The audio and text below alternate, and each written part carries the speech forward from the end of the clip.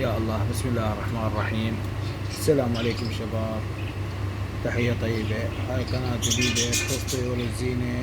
هذا أول فيديو بالقناة، إن شاء الله يعجبكم ويرجى منكم الاشتراك في القناة لكي يصلكم كل جديد. أول شي خلنا نسولف لكم على هاي المحمية المتواضعة والصغيرة لطيور الباجي أو طيور الحب. هسه راح أسولف لكم شلون صارت هاي المحمية. عندي صديقي قال لي عندي طيور الحب 10 أزواج أريد أبيعهن. أنا اشتريت منه، بيهن عاديات وبيهن هولنديات مثل ما تشوفون. هذا الأصفر هولندي، هذا هولندي. يمكن التصوير مو واضح لأن هي هسه الدنيا الليل وشغلت عليه هنا الضوء هسه. يعني بيهن هولنديات وبيهن عاديات وبيهن مضربات. المهم اشتريت من عنده 10 أزواج هذه يبيعهن. فرحت اشتريت هذا الخشب واشتريت هذا السيم اللي هو هذا السيم مالته شوية ناعمة وشوية نوعيته زينة، وسويت هاي المحمية المتواضعة. تقريبا كلفتني 75,000 أو أقل بشوية، يعني تقريبا ما يعادل 60 دولار.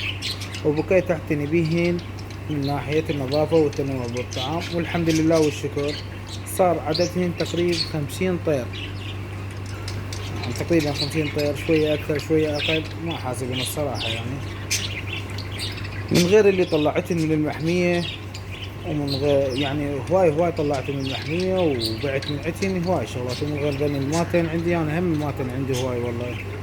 وإن شاء الله راح أنزل لكم فيديوهات تخص الغذاء المناسب لطيور الباجي، وأي شي تردونه معرفته كتبوا لنا بالتعليق، حتى أعمل لكم فيديو على هذا الطير الجميل.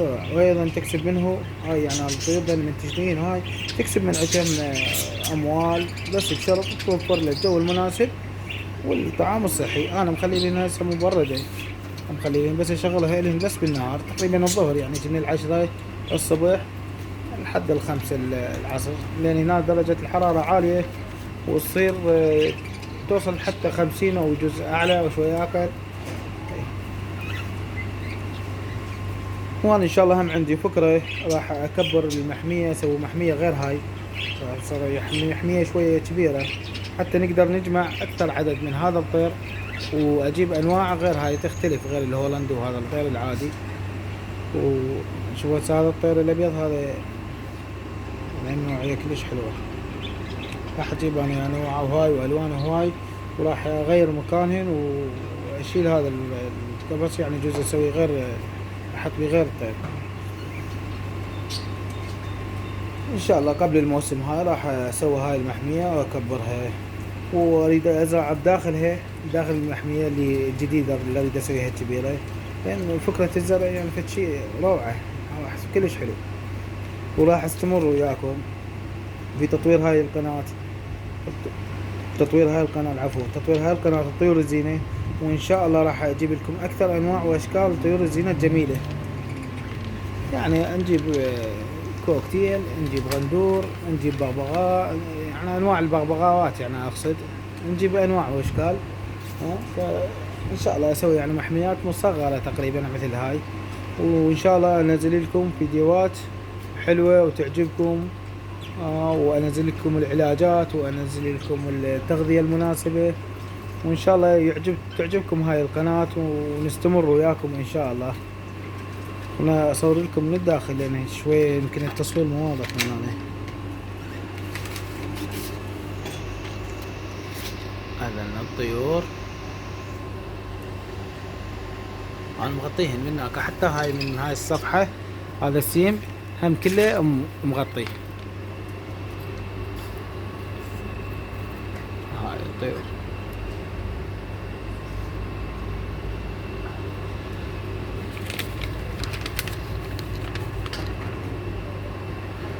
طيور حلوة وناصحة، وهذا الطير يعني كلش حلو وأنا حبيته الصراحة والله، يعني فشي حلو كلش حلو وتعلقت به ويتكاثر بسرعة، يعني تكاثره مو طبيعي، والتزاوج مالته وكلش حلو. وانا راح انزل لكم هواي عليه فيديوهات وهاي ان شاء الله. بس ان شاء الله نستمر احنا بالقناة، وان شاء الله دعمكم ما تقصرون ويانا يا شباب، والنعم.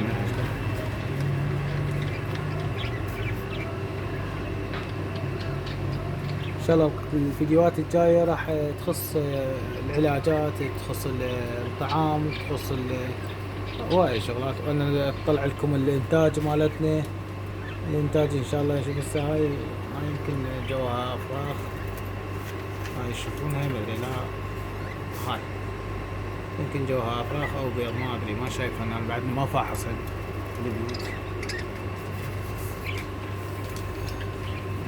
حلوة يلا، ما شاء الله كلش حلوة.